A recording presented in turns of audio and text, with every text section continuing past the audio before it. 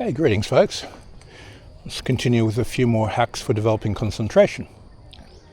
Okay, so in the previous video we talked about which one of the sense gates is the most sensitive and which is easiest for you to concentrate on. Not most sensitive, but which is easier to concentrate on. And once you've established that, so let's sort of take a wild guess and say it was the visual gate. Now, in the visual gate, there's a color spectrum.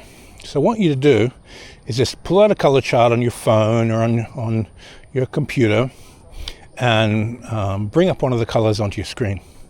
Look at that color and just relax into the stillness underneath the color.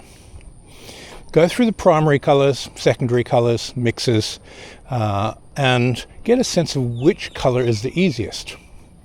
Once you've established which color is the easiest, make that your first exercise for visual training, and then start moving through the color spectrum. Always remembering that stillness is going to rise as a byproduct of any concentration exercise. You take the stillness of one exercise and you bring it into the next to dissolve static within the mind and to make the exercise more easy. One of the great things about this particular hack of introducing stillness from an exercise that you've become proficient at is that stillness, it's a type of equanimity which amplifies spirit senses. So you're basically making yourself more psychic, in this case a visual color spectrum more clairvoyant, by introducing the stillness underneath the colors into your consciousness, into your spirit senses, to develop your clairvoyance. So this clairvoyant loop that happens between the awareness, the objects that you're looking at, the information that objects, is mediated by equanimity. When you have the stillness underlying what you're paying attention to, the spirit grabs a lot more information. You're able to bring that information to the fore, and you're able to take that information and psychically utilize it. So let's say one simple exercise I really enjoy doing when I'm driving a motorbike. Those of you who know me, I do a lot of touring. I've done over 100,000 kilometers of touring through Asia.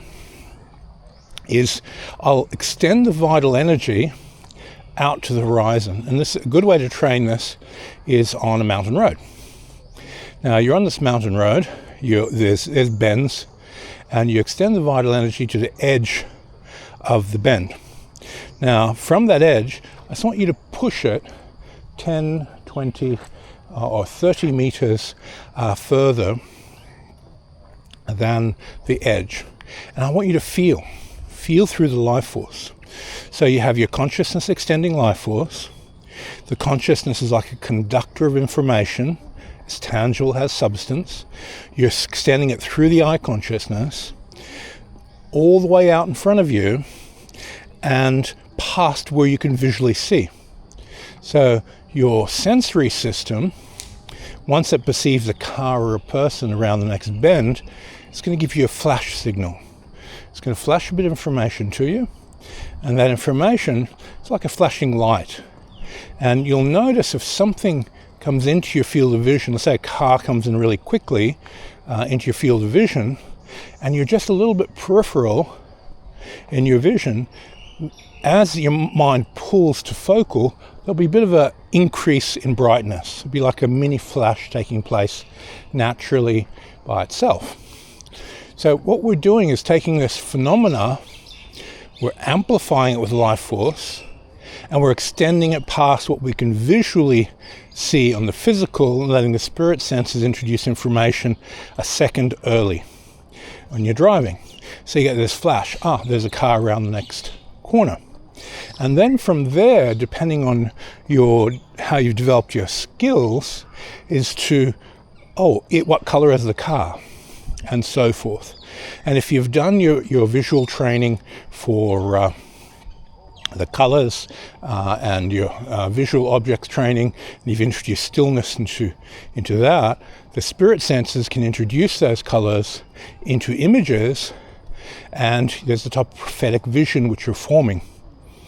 And it's not actually a prophecy, it's just seeing what's ahead of you before your physical eyes can see it. But it will lead into various types of prophetic vision as well. Okay, so this hack of using colors, you can see where it extends. And it extends to all the different types of fields of clairvoyance. It's kind of an essential exercise. Always remember, take the low-hanging fruit first. Develop an identity of a person who can do these things easily, and harness, cultivate, nurture the stillness underneath each exercise. And that stillness underneath each exercise is really what you're developing, because that will transfer to all the other exercises you're practicing, and it will move through the initiation process and bring success to you. Thanks for your time, and see you on the next video.